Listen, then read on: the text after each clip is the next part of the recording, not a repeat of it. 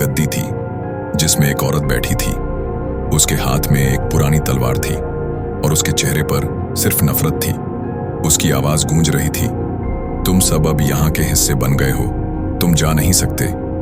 हमने माफी मांगी, लेकिन उसने हमें देखकर हंसना शुरू कर दिया। तुम जानते हो यह महल क्यों शापित है? उसने बताया कि एक राजा ने इस महल के अंदर अपनी ही प्रजा को मारकर इसे शापित बना दिया था।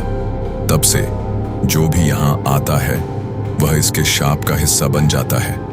उस औरत ने कहा, अब तुम भी यहाँ की कहानियों का एक हिस्सा बन जाओगे। तभी दरवाजा बंद हो गया और हम एक घेरे के बीच खड़े हो गए। दीवार से हाथ निकलने लगे जो हमारी तरफ आ रहे थे। हर तरफ से चीखने की आवाजें आ रही थीं। एक तीर पकड़ने का एहसास मुझे हुआ, लेकिन जब देखा वह मेरा ही हाथ नहीं था। मुझे सिर्फ इतना याद है कि हम सब एक एक करके अंधेरे में खो गए। एक कथा बनी और एक रात छोड़ा। अगले दिन लोगों ने हमें महल के बाहर बेहोश पड़ा पाया, लेकिन हमारे चेहरे से जिंदगी गायब थी। महल अब भी वैसा ही है और कहानी वही कहती है, जो अंदर गया उसकी आत्मा वापस नहीं आई।